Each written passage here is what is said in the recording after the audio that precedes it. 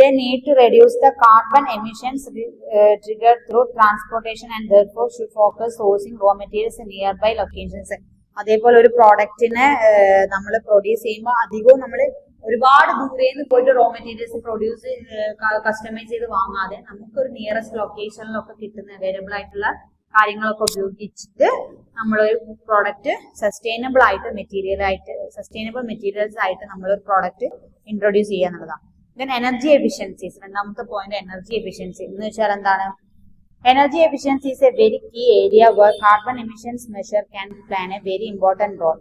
Companies following the ethical principles of developing products through the energy efficient measures. അതായത് നമ്മൾ എന്താണ് energy efficiency എന്ന് പറഞ്ഞാൽ കമ്പനീസ് അവരുടെ എത്തിക്കൽ പ്രിൻസിപ്പിൾ ആണ് എനർജി എഫിഷ്യൻസി എന്ന് പറഞ്ഞാൽ ഒരുപാട് എനർജീസ് യൂസ് ചെയ്തിട്ട് ഉണ്ടാക്കുന്ന smart work and hard work എന്നൊക്കെ പറയില്ല നമ്മൾ അത് തന്നെ.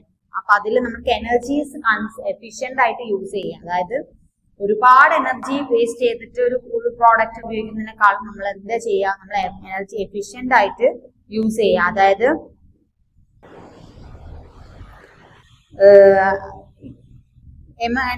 നമ്മളൊരു എനർജി എഫിഷ്യൻസിക്ക് കുറച്ച് കീ പോയിന്റ്സ് ഉണ്ട്, അത് നോക്കുമ്പോൾ നിങ്ങൾക്ക് മനസ്സിലായി. അതായത് long term energy efficient program ആയിരിക്കണം അല്ലെ.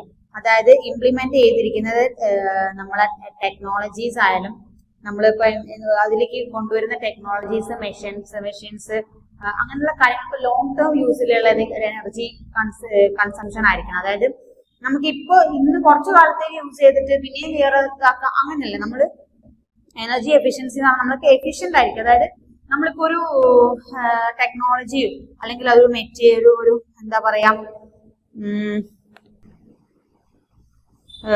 ഒരു മെഷീനോ അങ്ങനെ എന്തെങ്കിലുമൊക്കെ യൂസ് ചെയ്യുന്ന സമയത്ത് ഇത് കുറച്ചൊരു ലോങ് ടേം പ്രോസസ്സിലേക്കുള്ളതായിരിക്കണം നമ്മൾ കൺസ്യൂം ചെയ്യുന്നത്. ഓക്കെ, ഒരു പ്രോഡക്റ്റിന്റെ പ്രൊഡ്യൂസ് ചെയ്യാൻ വേണ്ടിയിട്ടുള്ളത്. അപ്പൊ എന്താ ലോങ് ടേം എനർജി എഫിഷ്യന്റ് ആയിരിക്കണം.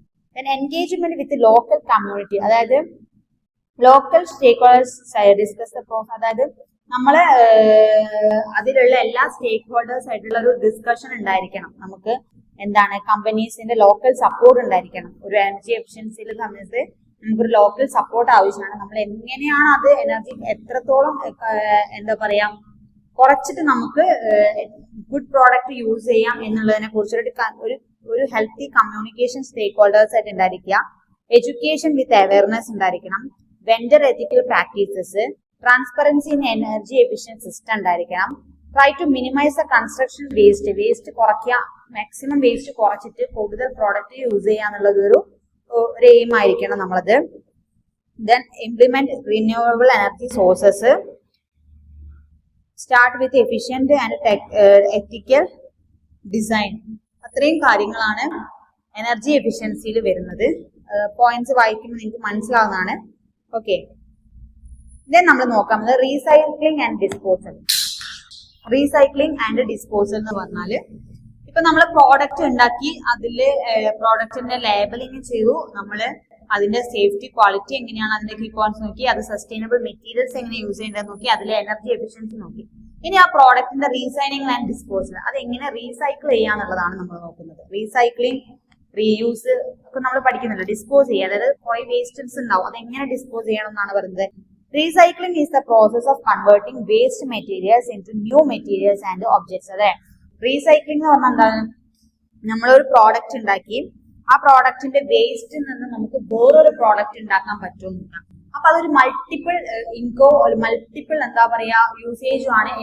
നാച്ചുറലിനെ എക്കോണമിനെ സംബന്ധിച്ച് അല്ലെങ്കിൽ നാച്ചുറലിനെ സംബന്ധിച്ച് ഒരു മൾട്ടിപ്പിൾ യൂസേജും കൂടിയാണ്. അപ്പൊ അതായത് വേസ്റ്റ് ഡിസ്പോസൽ ഇല്ലാതെ നമ്മൾ പ്രൊഡ്യൂസ് ചെയ്ത പ്രോഡക്റ്റിന്റെ വേസ്റ്റിൽ നിന്ന് നമുക്ക് വേറൊരു പ്രോഡക്റ്റും കൂടി ഉണ്ടാക്കാൻ പറ്റുമോ എന്നുള്ളത് ഒരു എന്താണ് നല്ല കാര്യമാണ് ഒരു എത്തിക്കൽ ബിസിനസിന്റെ സംബന്ധിച്ച്.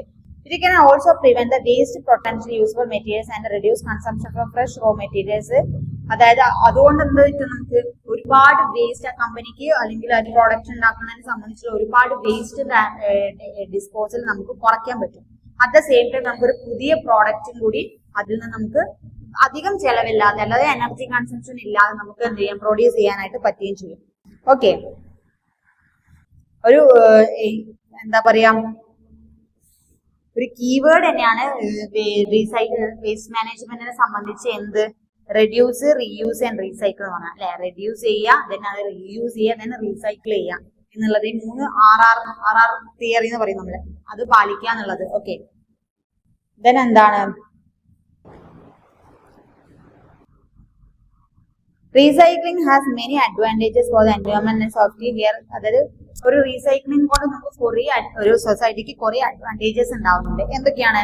ഫസ്റ്റ്, ഇറ്റ് കൺസേർവ്സ് കൺട്രി റിസോഴ്സസ് അല്ലെ, കൺട്രീന്റെ റിസോഴ്സസ് എന്താ പറയാ കൺസേർവ് ചെയ്യാൻ, അതായത് ഒരുപാട് റിസോഴ്സസ് നമുക്ക് വേസ്റ്റ് ചെയ്യാതെ നമുക്ക് അതിനെ കൺസേർവ് ചെയ്യാനായിട്ട് ഈ റീസൈക്ലിംഗ് കൊണ്ട് നമുക്ക് പറ്റുന്നുണ്ട്. ദെൻ സേവ് ഓൺ എനർജി അല്ലെ, നമ്മൾ എനർജി സേവ് ചെയ്യാൻ പറ്റുന്നുണ്ട്. Then reduction and green house gas emissions അല്ലെ, ഒരു ഗ്രീൻ ഹൗസ് ഗ്യാസ് എമിഷൻസ് പറഞ്ഞാൽ എന്താ, നാച്ചുറൽ ഫ്രണ്ട്ലി, അതായത് ഒരു ഹരിതാപകരമായിട്ട് നമുക്ക്, അല്ലെങ്കിൽ എന്താ പറയാ green grass emission, green house grass emission നമുക്ക് കുറച്ചുകൂടി ഇക്കോണമിക്കൽ ഫ്രണ്ട്ലി, നാച്ചുറൽ ഫ്രണ്ട്ലി ആയിട്ട് നമുക്ക് നമ്മളെ ബിസിനസിനെ കൊണ്ടുപോകാനായിട്ട് പറ്റുന്നുണ്ട്. Okay, then reduction in waste കുറയ്ക്കാൻ പറ്റുന്നു. കൺസർവേഷൻ ഓഫ് വാട്ടറിന്റെ ഉപയോഗം നമുക്ക് കൺസർവ് ചെയ്യാൻ പറ്റുന്നു. ദെൻ ബയോഡൈവേഴ്സിറ്റി പ്രൊട്ടക്ട് ചെയ്യാൻ പറ്റുന്നു. സസ്റ്റൈനബിൾ പ്രൊമോഷൻസ് പ്രൊട്ടക്ട് ചെയ്യുന്നു. Large conversion of land, then benefiting communities. അപ്പൊ ഇത്രയും അഡ്വാൻറ്റേജസ് ആണ് ഒരു റീസൈക്ലിംഗ് കൊണ്ട് ഉണ്ടാകുന്നത്. അപ്പൊ നമ്മളിപ്പോ പഠിക്കുന്നത് പ്രോഡക്റ്റിന്റെ കേസിലാണ്. പ്രോഡക്റ്റിന്റെ ഡിസൈനിങ് ആൻഡ് ഇന്നോവേഷൻസ് നമ്മൾ നോക്കി, എങ്ങനെ ഒരു പ്രോഡക്റ്റിനെ ഡിസൈൻ ചെയ്യുക, അതിന്റെ ഇന്നോവേഷൻ, കൺസ്യൂമർ ഇന്നോവേഷൻ സെൻസിൽ ഡിസൈൻ ചെയ്യാൻ നോക്കി. അത് ചെയ്ത് കഴിഞ്ഞാൽ നമ്മൾ പ്രോഡക്റ്റിനെ ലേബൽ ചെയ്യണമെന്ന് പറഞ്ഞു. പ്രോഡക്റ്റ് ലേബലിംഗിൽ കുറെ കീ പോയിന്റ്സ് നമ്മൾ നോക്കി. അത്രയും കീ പോയിന്റ്സ് പാലിച്ചിട്ടാണ് ഒരു പ്രോഡക്റ്റ് ലേബൽ ചെയ്യേണ്ടത്. Then product safety and quality ആണ്. ഒരു പ്രോഡക്റ്റ് എപ്പോഴാണ് സേഫ് ആവുക, അതിന്റെ ക്വാളിറ്റി കാര്യങ്ങൾ എങ്ങനെയാണ് വേണ്ടത് നമ്മൾ ചെക്ക് ചെയ്തു. ദെൻ സസ്റ്റൈനബിൾ മെറ്റീരിയൽസിൽ എങ്ങനെ യൂസ് ചെയ്യാം പ്രോഡക്റ്റിൽ. ദെൻ എനർജി എഫിഷ്യന്റ് ആയിട്ട് എങ്ങനെ യൂസ് ചെയ്യാം പ്രോഡക്റ്റിനെ. ദെൻ ആ ലാസ്റ്റ് ആ പ്രോഡക്റ്റിനെ എങ്ങനെ റീസൈക്കിൾ ചെയ്യാം, അല്ലെങ്കിൽ അതിന്റെ വേസ്റ്റ് മാനേജ്മെന്റ് എങ്ങനെയാണ് ചെയ്യുന്നത് പ്രോഡക്റ്റ് ഉണ്ടാക്കി കഴിഞ്ഞാൽ എന്നുള്ള കാര്യങ്ങൾ നമ്മൾ ചെക്ക് ചെയ്തു. ഓക്കെ, അപ്പൊ അത്രയും കാര്യങ്ങളാണ് ഈ പ്രോഡക്റ്റ് ഡിസൈനിങ് ആൻഡ് ഇന്നോവേഷൻ എന്ന് പറഞ്ഞത്. അതിലെല്ലാ അതൊന്നും ദിവസം നന്നായിട്ട് വായിക്കുക, നിങ്ങൾക്ക് തന്നെ എഴുതാൻ പറ്റുന്ന നാച്ചുറൽ കാര്യങ്ങളൊക്കെ തന്നെ, കോമൺ കാര്യങ്ങളൊക്കെ തന്നെയുള്ളൂ. അത് ഇലാബറേറ്റ് ചെയ്തുള്ള പോയിന്റ്സ് ഒക്കെ വായിച്ച് പഠിച്ചിട്ട് പോവാം. ഓക്കെ.